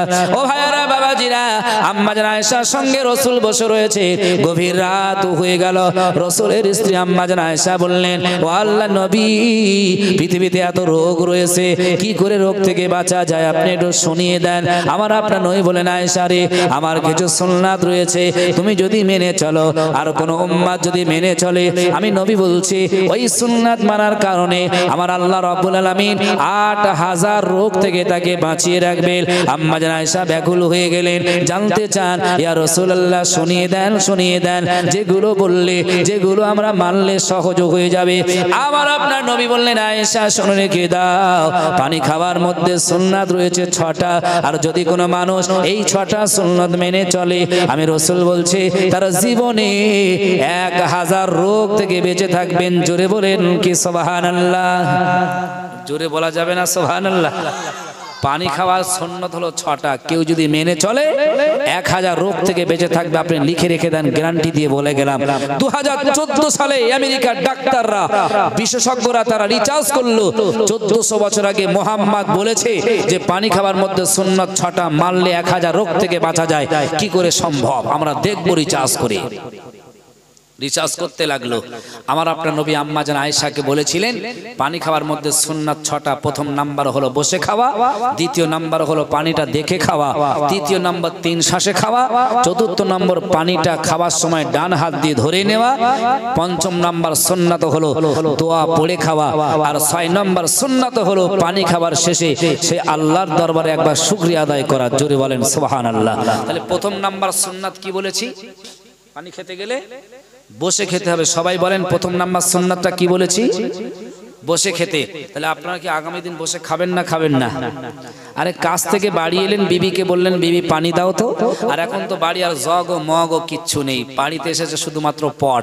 ছেলেরা অন্তত ডান হাতে বিড়ি ধরতে পারে, ডান হাতে সিগারেট ধরতে পারে, মদের বোতল ধরতে পারে, কিন্তু অনেক ছেলে ডান হাতে পানির পত্র ধরে না, বাম হাত দিয়ে ধরে উঁচু করে টান দিল, ঘড় ঘড় করে মেরে দিল। ঠিক বললাম না ভুল বললাম? হচ্ছে না হচ্ছে না? শুধু আমরা শান্তি খুঁজ দিছি বিভিন্ন জায়গায়। শান্তি তোমার নিজের কাছে রয়েছে, শান্তির জায়গা তোমরা নিতে পারলে না। ভাইরা বাবাজিরা এবারে লক্ষ্য করে দেখেন, আমেরিকার ডাক্তাররা রিসার্চ করতে লাগলো কিভাবে সম্ভব হয়। মোহাম্মদ আজ থেকে 1400 বছর আগে বলেছে পানি খেলে বসে বসে খেতে হয়। আমরা পরীক্ষা করে দেখব। 2014 সালে কলম পত্রিকায় পড়ে দেখবেন, যাদের ঘরে আছে কিংবা খোঁজ নিয়ে ওই পত্রিকায় লিখে দিয়েছে আমেরিকার ডাক্তাররা রিসার্চ করার জন্য বড় ল্যাব বসানো হলো, বড় এলইডি বসানো হলো, বড় যেমন যেখানে ফটো তোলা হয়, মানুষের চুল থেকে মাথা থেকে পা পর্যন্ত ছবি দেখতে পারে। ও ভাইয়ারা বাবাজিরা, এবং একজন মানুষকে ল্যাবের সামনে দিয়ে দিল এবং ফটো নকশা তার দেওয়া হলো। পানিটা তাকে বলল তুমি দাঁড়িয়ে দাঁড়িয়ে পান করো। ভাইয়ারা বাবাজিরা, ওই মানুষটা দাঁড়িয়ে দাঁড়িয়ে পান করলো। ডাক্তার দেখছে যে পানিটা তার গলা থেকে লিভার পর্যন্ত যেখানে পানি দাঁড়াবে ওই জায়গাতে এত জোরে ধাক্কাকে পড়ে লিভারে কোনো সময় যখন এই পানিটা খাবে নিশ্চিত আঘাত পেতে পেতে পেতে পেতে ওই লিভার কমজোর হয়ে যাবে, মানুষ এক সময় মৃত্যুর মুখে পতিত হয়ে যাবে। আমেরিকার ডাক্তাররা সঙ্গে সঙ্গে মানুষটাকে বলল তুমি বসে পানি পান করো। বসে যখন খেলো দেখলো মানুষটা যখন বসলো অঙ্গ প্রত্যঙ্গ ঠিক তেমন বসে গেল। পানি খেলো সঙ্গে সঙ্গে নির্জুম নিরালায় ওই যেখানে যাওয়ার দরকার নির্জুম ভাবে পানিটা সেখানে পৌঁছে গেল। আমেরিকার ডাক্তাররা এটা নিয়ে রিসার্চ করে পরের দিন পত্রিকায় লিখে দিয়েছে, ও বিশ্বের মানুষেরা, কে হিন্দু, কে খ্রিস্টান, কে মুসলিম, কে জৈন, কে পারসি, সবাই শুনে রেখে দাও, আজ থেকে 1400 বছর আগে মক্কায় জন্ম নেওয়া মুহাম্মাদুর রাসূলুল্লাহ ওই মানুষটা বলেছে পানি খেতে গেলে বসে বসে খেতে হবে। আমরা আমেরিকার ডাক্তার বললাম ওই পানিটা কেউ যদি বসে খায় মুসলমানের জন্য নয়, গোটা বিশ্বের মানুষদের জন্য উপকার হবে। প্রথম নাম্বার উপকার হলো লিভারের যত রোগ রয়েছে সমস্ত রোগ থেকে ওই মানুষটা বেঁচে থাকবে। জোরে বলেন সুবহানাল্লাহ। আপনারা কোন ডাক্তারকে জিজ্ঞাসা করবেন লিভারের কত প্রকার রোগ হতে পারে, ডাক্তার বলবে 310 থেকে 315টা রোগ আছে। ও ভাইয়েরা বাবাজিরা, তাহলে নবী আমার বললেন পানি যদি কেউ বসে খায় 310 থেকে 15টা লিভারের রোগ থেকে সে বেঁচে থাকবে। জোরে বলা যাবে কি সুবহানাল্লাহ?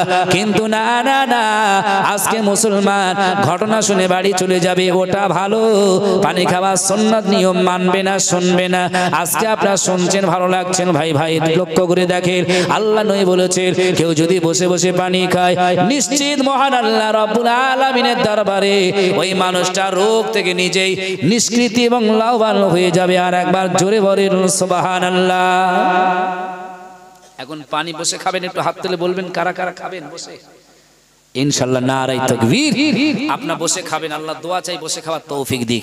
মজলিস শুনে যদি বসে খাওয়ার এই প্র্যাকটিসটা যদি না শুনে বাড়ি চলে যান কি হবে? ভাইরা বাবাজিরা, এবার নবী আমার বললেন পানি খাওয়ার দ্বিতীয় সুন্নাত হলো ওই পানিটা খেতে হবে 3 শ্বাসে। যারা ভূগোল পড়েছে, বিজ্ঞান পড়েছে, ওই ছেলেদের জিজ্ঞাসা করবে মানুষ যেটা অক্সিজেন গ্রহণ করে গাছেরা সেটা ছেড়ে দেয়, আবার মানুষ যেটা ছেড়ে দেয় তার নাম হলো কার্বন ডাই অক্সাইড। এখন কার্বন ডাই অক্সাইড মানুষের জন্য ক্ষতিকারক, কিন্তু মানুষ আজকে লক্ষ্য করে দেখেনি যে রমজান মাসে যখন রোজা রেখে দেয় এক গ্লাস নয়, এক মগ নয়, এক জগ পানি নিয়ে ঠান্ডা কিংবা বিভিন্ন রকম শরবত বানিয়ে মসজিদে কিংবা বাড়িতে বসে আজান শুরু হয়ে গেল, কে কলিমউদ্দিন, কে সলিমউদ্দিন, কে রহিম, কে রহমান দেখার দরকার নাই। সারাদিন রোজা রেখেছে, পিপাসায় কষ্ট পড়েছে, তাই জগ কিংবা মগ ধরে এক ঢোকে সেই পানিগুলো খেয়ে নিল। ঠিক বললাম না ভুল বললাম? আবার বলে কি জানো, এই আজকে 1 লিটার পানি একদমই সেটে দিয়েছি। ঠিক না বেঠিক কথা বলে? বলে আজকে এত কষ্ট হয়েছে 1 লিটার পানি একদমই মেরে দিয়েছি। ওরে সর্বনাশ, কি কাজ করলো রে বাবু। নবী আমার বললেন 3 শ্বাসে যদি খাও কোন রোগ থেকে বাঁচবে লক্ষ্য করেন। আমেরিকার ডাক্তাররা বলল মোহাম্মদ এই কথা বলবে কেন? ভাইরা বাবাজিরা রিসার্চ করে দেখলো, যখন ওই মানুষটাকে পানি পান করতে বলল 3 শ্বাসে খাওয়ার জন্য, এই মানুষটা 3 শ্বাসে যখন খেলো কার্বন ডাই অক্সাইড তার উপরে পড়লো না। যখন 1 শ্বাসে খেতে বলল, ওই পানিটা খেতে খেতে দম পড়ছে, তার উপরে কার্বন ডাই অক্সাইড আবার ভেতরে যাচ্ছে, এইভাবে কষ্ট হয়। আর দ্বিতীয় নম্বর কষ্ট হলো ওই মানুষটা দমের সব থেকে শ্বাসকষ্টের কষ্ট হবে না। নবী আমার বললেন, তাই আমেরিকার ডাক্তাররা রিসার্চ করে গোটা মানুষের জন্য বললেন, গোটা মানুষ যদি পানিটা 3 শ্বাসে খায়, আল্লাহ রসুল যেটা বলেছেন, মোহাম্মদ যেটা বলেছে, অটোমেটিক ভাবে অনেক মানুষ রোগ থেকে বেঁচে থাকবে। জোরে বলেন সুবহানাল্লাহ। পানি খাবার সুন্নত 6টা আমরা জীবনে অনেকেই জানি না, মানতেও পারবো কি করে বলতে পারিনি, কিন্তু অনেক ওয়াজ আমাদের মুখস্থ, পানি খাবার সুন্নত মুখস্থ নেই। আমাদের গোটা জীবনটা এরকম সুন্নত মাফিক আল্লাহ নবী বানিয়ে দিয়েছেন। নবী বলছেন, তোমাদের খেতে, শুতে, বসতে, উঠতে, ঘুমাতে, ঘুম থেকে জাগ্রত হলে বিভিন্ন সময় বিভিন্ন কায়দায় তোমাদের জীবনে ওতপ্রোতভাবে জড়িত ছিল সুন্নাতগুলো। আর এই সুন্নাতগুলো মেনে চললে তোমরা জীবনে লস হবে না, বরং বিভিন্ন রোগ থেকে তোমরা বেঁচে থাকবে। পানিটা ডান হাতে খেতে হবে। নই বললেন, এই ডান হাতে খেলে এর কোন ফায়দা রয়েছে। আপনি ডান হাতটা ঠোঁট পর্যন্ত তুলবেন, আল্লাহ এই ডান হাতের শিরা উপশিরা এমন কায়দায় তৈরি করেছে যাতে করে আপনার দেহের কোনো অসুবিধা হবে না। কিন্তু বাম হাতটা এমন করে আপনি পানিটা তুলবেন, শিরা উপশিরা এমন করে বানিয়েছেন, কষ্ট হবে। আমেরিকার ডাক্তার এটাও রিসার্চ করে বলে দিয়েছে। পানিটা খাওয়ার সময় ওই পানিটা তোমরা খাবে দেখে, ঠিক না বেঠিক? আমাদের বাড়িতে টিকটিকে অনেকের বাড়ি রয়েছে। আচ্ছা, টিকটিকের পায়খানা বিষাক্ত না বিষাক্ত নয়? এখন একটা টিকটিকের ছোট্ট পায়খানা যদি 1 হাঁড়ি পানিতে গুলে 100 জনকে দেওয়া হয়, ছোট্ট পায়খানার ওই বিষে 100 জন মানুষ আক্রান্ত হতে পারে। ঠিক বললাম না ভুল বললাম? নবী আমার 1400 বছর আগে বলেছে, তোমরা যখন পানি খাবে পানিটা দেখে খাও। নিশ্চিত ওই পানিটায় কোনো পিপিলিকা, কোনো বিষাক্ত পোকা, কোনো টিকটিকের পায়খানা থাকতে পারে। রাত্রের অন্ধকারে তোমরা না দেখে খেলে নিশ্চিত তোমরা আক্রান্ত হতে পারো। তাই নবী যেটা বলেছে, আমেরিকার ডাক্তাররা বলল যেটা মোহাম্মদ বলেছে 1400 বছর আগে, ওটা গোটা বিশ্বের মানুষের জন্য লাভজনক। জোরে বলেন সুবহানাল্লাহ। পানিটা খাওয়ার সময় 5ম নম্বর সুন্নাত হলো দোয়া পড়ে খেতে হবে। সাকাহুম রাব্বাহুম শারাবান তাহুরা। হাদিস শরীফে এসেছে, কোরআনের এই আয়াতটা পড়ে কেউ যদি পানি পান করে, নিশ্চিত ওই পানিটা যদি সন্দেহযুক্ত থাকে, কি বিড়ালে মুখ দিয়েছে না কুকুরে মুখ দিয়েছে না কোনো বিষাক্ত পোকা লেগেছে, যদি এই দোয়া পড়ে খান, ওই বিষাক্ত পানিটা হয়তো আল্লাহর এই কালাম পড়ার বিনিময় তার জন্য হয়তো আরামদায়ক হয়ে যায়। জোরে বলেন সুবহানাল্লাহ। এই দোয়াও আমরা পড়তে পারিনি। ভাইরা বাবাজিরা, আম্মা জান আয়েশার সামনে আমার আপনার নই বললেন, ও আয়েশা শুনে রেখে দাও, এবার পানি খাবার 6 নম্বর সুন্নাত হলো, তোমার পানি খাওয়া শেষ হয়ে গেল। পানি খাওয়া শেষ হওয়ার পরে তুমি একবার ভাবো যে আল্লাহ তোমার 2টো হাত ভালো দিয়েছে, যে আল্লাহ তোমার 2টো চোখ ভালো দিয়েছে। ওই আল্লাহ কি না পারে, কত মানুষের হাত দেয়নি, পানি গেলায় ধরতে পারে না, কত মানুষ পা দিয়ে গেলায় ধরে পানি খায়, অনেক মানুষের চোখ দেয়নি, পানি দেখতে পারে না, কিন্তু তোমাকে চোখ দিয়েছে, পা দিয়েছে, হাত দিয়েছে, সুন্দর রেখে দিয়েছে। যে আল্লাহ তোমাকে সুন্দর রেখে পানিটা খাওয়ালো, নবী আমার বললেন, আয়েশা রে, ওই আল্লাহর দরবারে শেষের বেলা একবার শুকরিয়া আদায় করে নিয়ে নাও। আর কোরআনে বলা হয়েছে, লাইন শাকারতুম লাজিদান্নাকুম। আল্লাহ কোরআনে বলেছে, যে ব্যক্তিটি শুকরিয়া আদায় করবে আল্লাহর, অবশ্যই মহান আল্লাহ রব্বুল আলামিন তার নিয়ামত বরকতে বেশি বেশি করে ভরপুর করে দেয়। জোরে বলেন সুবহানাল্লাহ। এই 6টা সুন্নাত মেনে চলতে হবে। কিন্তু 6টা সুন্নাত আমরা অনেকেই মানি না, অনেকেই মানি না, ঠিক না বেঠিক? যদি না মানেন, কিন্তু আমাদের সমাজে, আমাদের জীবনে লাভ হবে না, ক্ষতি ছাড়া। ভাইরা বাবাজিরা, আমাদের সমাজের কথা বলতে গিয়ে অনেকটা দূর চলে এলাম, কারণ নবী আমার বলেছে যে আমার সম্মান মহান আল্লাহ এত বানিয়ে দিয়েছে, এত বাড়িয়ে দিয়েছে। আর আমি বলতে চাইছিলাম কেন নবীকে মানবেন, নবীর হাদিসটা কেন মানবেন? আল্লাহ নবীকে মহান আল্লাহ এত সম্মান দিয়েছে, শুনলে অবাক হয়ে যাবেন। ওই নবীর সম্মান, ওই নবীর শান, যারা নবীকে সম্মান দিয়েছে তারাও আল্লাহ পাকের একজন প্রিয় বান্দা হয়েছে, যাদের নাম আজও পর্যন্ত প্রত্যেক মানুষের অন্তরে, প্রত্যেক মানুষের ঠোঁটে, প্রত্যেক মানুষের বইয়ের পৃষ্ঠায় তাদের নাম লেখা রয়েছে, ঠিক না বেঠিক? আর যারা মেনে চলেছে তারা জীবনে লাভবান হয়েছে, পরকালে লাভবান হবেই হবে। ও ভাইরা বাবাজিরা, নিশ্চিত আপনারা বলতে পারবেন এই বাজার আপনারা করেন তালডাঙ্গা না কোন বাজারে বাজার করেন? গাদামারা। এখন গাদামারা বাজারে কোনো একটা দোকানে সোনা ভর্তি আছে। এখন আমি যদি জিজ্ঞাসা করি ওই সোনা ভর্তি দোকানের দাম বেশি হবে না আপনাদের গ্রামের মসজিদের দাম বেশি হবে? আবেগে বলছেন আজ মসজিদের দাম ক টাকার হতে পারে, নাই 5 লাখ টাকা খরচ করেছেন, কিন্তু সোনার দোকানে তো 50 লাখ টাকা সোনা আছে, কি করে দাম বেশি হলো? হ্যাঁ, এটা স্বাভাবিক বলবে, এটা আল্লাহর ঘর, ঠিক না বেঠিক? তাই আমরা মনে করি দামটা অনেক বড়। ঠিক আছে, আপনাদের কথা আল্লাহ কবুল করুন, বলুন আল্লাহুম্মা আমিন। এখন ধরে নেন এই মসজিদের দাম বেশি হবে, গোটা বিশ্বের যত মসজিদ আছে এর দাম বেশি না কাবার দাম বেশি? কাবার দাম বেশি। এখন বলতে গিয়ে মনে পড়েছে তাকবীর দেন, নারায়ে তাকবীর, নারায়ে তাকবীর, নারায়ে তাকবীর, আরো জোরে নারায়ে তাকবীর। কাবার দাম অত্যন্ত বেশি। এখন আপনারা বলেন কাবা বড় না নবী বড়? হ্যাঁ, সবাই বলছেন নবী বড়, কিন্তু আমি যদি জিজ্ঞাসা করি কি করে বড় হলো, আবেগে বললেন না তো। সময় আমার অত্যন্ত কম মনে হচ্ছে, এটা বলার মতন আমার অবকাশ থাকবে না। তারপরেও যদি সময় অন্য সময় পাই নিশ্চিত আমি বলবো যে কাবা বড় না নবী বড়? নবীর শান মান আল্লাহ কত বাড়িয়ে দিয়েছেন। সেই নবীর সুন্নাত যদি আপনার জীবনে একটু প্রতিফলন করান, সেই নবীর সুন্নাত যদি আপনি আপনার জীবনে যদি আনেন, নিশ্চিত লাভবান হবে, নিশ্চিত কোনোদিন ক্ষতিগ্রস্ত হবে না, ঠিক না বেঠিক? যাক, আপনাদের খুব প্রিয় পছন্দনীয় আমার হুজুর জনাব হযরত মাওলানা আজিজুর রহমান সাহেব তিনি এসেছেন। আপনারা খুশি তো নাকি? একটু প্রাণ খুলে তানার জন্য তাকবীর দেন তো দেখি, নারায়ে তাকবীর।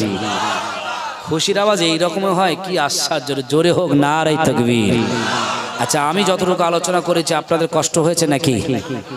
অনেক কথা বলেছি, সমাজ সান্নিখান নিয়ে রাগ করবেন না, মানার চেষ্টা করবেন। আমি ছোট্ট একটা কথা বলে আপনাদের থেকে বিদায় নেব, যেহেতু হুজুর এসেছেন তার কাছে 1টা মিনিট সময় আমি চেয়ে নিচ্ছি। আচ্ছা, আপনাদের গাদামারা বা এই তালডাঙ্গা গ্রামের ছেলেরা মাধ্যমিক উচ্চ মাধ্যমিক পরীক্ষা দেয় না দেয় না? দেয় তো। এখন ধরে নেন কোনো ছেলে পরীক্ষা দিতে গেছে, সঙ্গে তার আব্বা গেছে কিংবা ভাই গিয়েছে কিংবা দাদু গিয়েছে। এখন ধরে নেন তার আব্বা গিয়েছে। এখন ছেলেটা পরীক্ষার হলে ঢুকলো, ছেলে যখন 11টা বাজলো, বাপ তখন বলছে এই ছেলে পরীক্ষা দেবে, একটু দোয়া চেয়ে দেই। এখন আব্বা হাত তুলে বলছে, আল্লাহ আমার ছেলে পরীক্ষা দিতে ঢুকেছে, প্রশ্ন তার জন্য সহজ বানান, উত্তর যেন লিখতে পারেন। দোয়াটা ভালো না খারাপ? এখন নেগেটিভের দিকে ফিরে আসুন।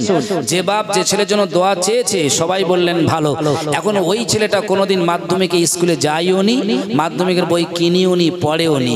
এখন আজকে কি পরীক্ষা, ভূগোল না ইতিহাস না বিজ্ঞান না জীবন বিজ্ঞান না অঙ্ক না ইংরাজি, তাও জানে না। আচ্ছা, এই ছেলেটার প্রশ্ন সহজ হওয়ার জন্য ওর আব্বা একলা দোয়া করলে হবে না আরো কিছু লোক লে যেতে হবে? কি বললেন? হাসলে হবে? 1 লক্ষ লোক নিয়ে গেলে হবে না বাবু বলছেন, একদম ঠিকই কথা। ওই ছেলেটা সহজ হওয়ার জন্য সারা পৃথিবীর লোক গেলেও হবে না। আপনি আমি চলে যাব কবরে, কবর হলো পরীক্ষার হল। কি বললাম? কবর হলো পরীক্ষার হল, 4টিখানি জিনিস নয়। ওই পরীক্ষার হলের জন্য পড়তে হবে, আমল করতে হবে কাকে? নিজেকে। আর মনে যদি করেন যে আমার ছেলে 10টা গরু জবাই করে খানা করে দেব, আমি এখন নামাজ পড়বো না, ঈমান আনবো না, কিচ্ছু করবো না, শুধু বেকার ঘুরবো আর খাবো আর ঘুরে ঘুরে খেয়ে কবরে চলে যাব। ছেলে যদি 10টা গরু জবাই করে দোয়া কর দেয়, আল্লাহ আমার বাপকে জান্নাতে পাঠিয়ে দাও, দেবে বলে মনে হয়? এটা আপনারাই বলে দিলেন, আর আলেম ওলামার বলার দরকার নেই। অতএব লম্বা আলোচনা ইতি করলাম, শোনা অপেক্ষায় বেশি করে আমল করার তৌফিক দিক সবাই বলুন আল্লাহুম্মা আমিন। ওয়া আখিরু দাওয়ানা আনিল হামদুলিল্লাহি রাব্বিল আলামিন। মুহাম্মাদের সঙ্গে দরুদ শরীফ আল্লাহুম্মা